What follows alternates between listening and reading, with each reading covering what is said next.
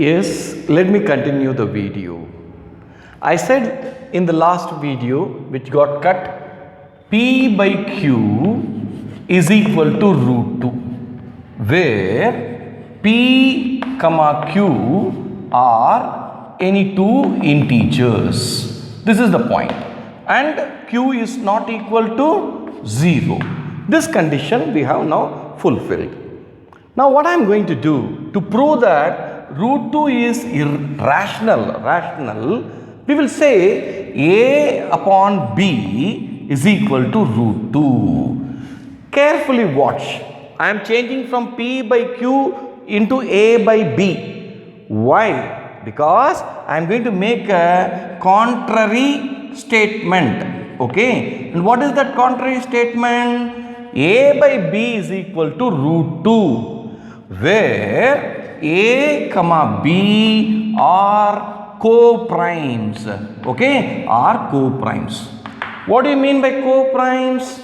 Co-primes will have common factor as only 1, HCF as 1.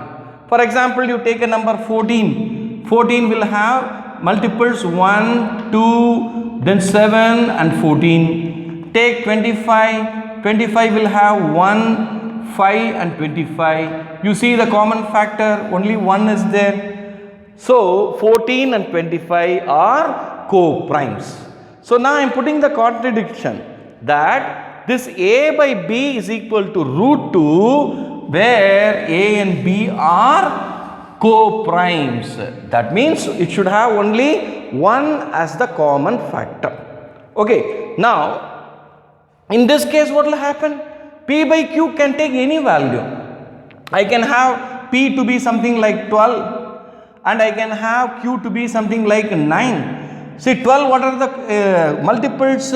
1, 2, 3, 4, then 6 and 12, and 9, 1, 3, then 9. You see 1, 3, 1, 3. It is having two common factors, right? So HCF, there are two are there, not just only 1, 3 also is there. So that means this is the generally any ratio will have like this, more than 1 as the common factor or HCF. But co-primes will have only 1 as the common factor. So now with this contradictory statement, I can say A is equal to root 2B. Yes, I have taken B over here.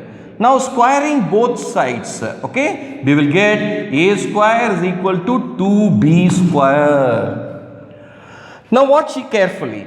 This LHS, that is right hand side, RHS, this is divided by 2.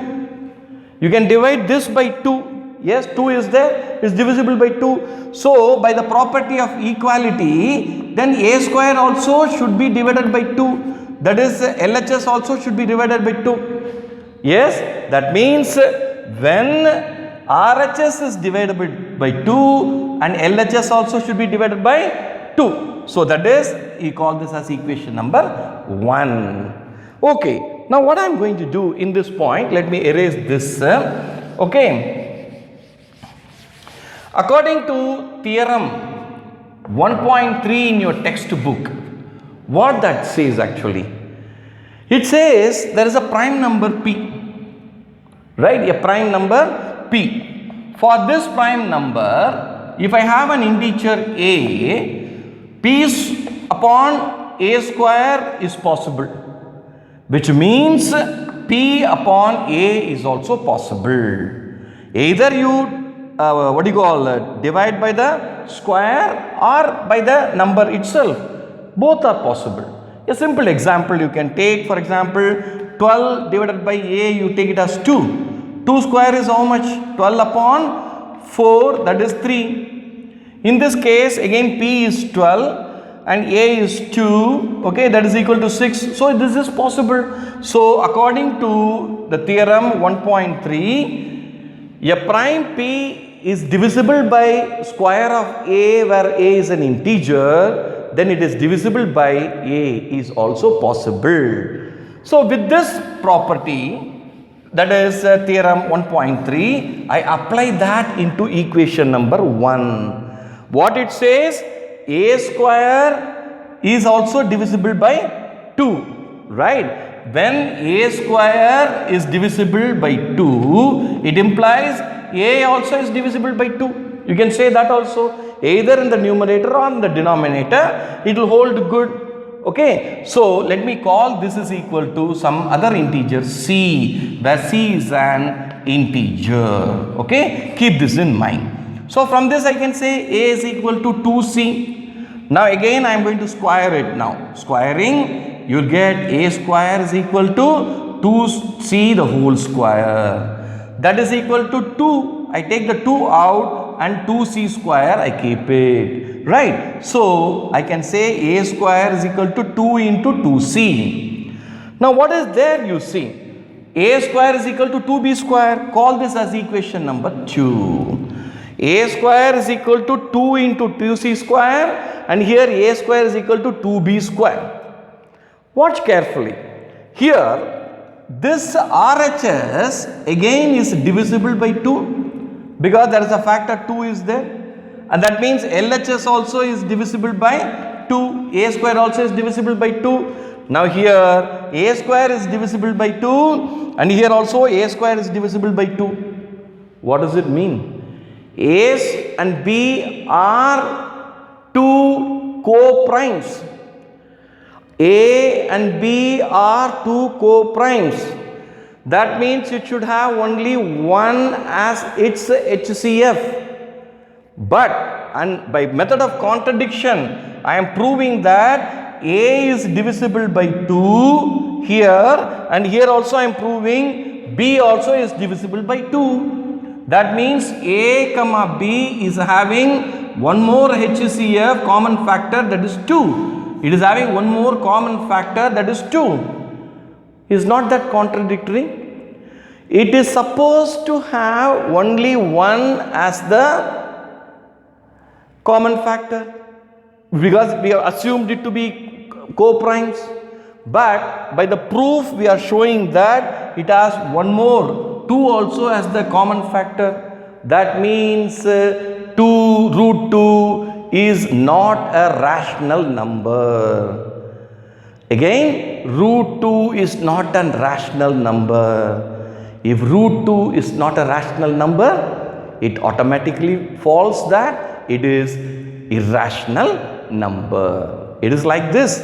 You say sun rises in the east, but you proceed with the hypothesis with a contradiction, sun rises in the west, and then you say that it is not true, and so sun rises in the east.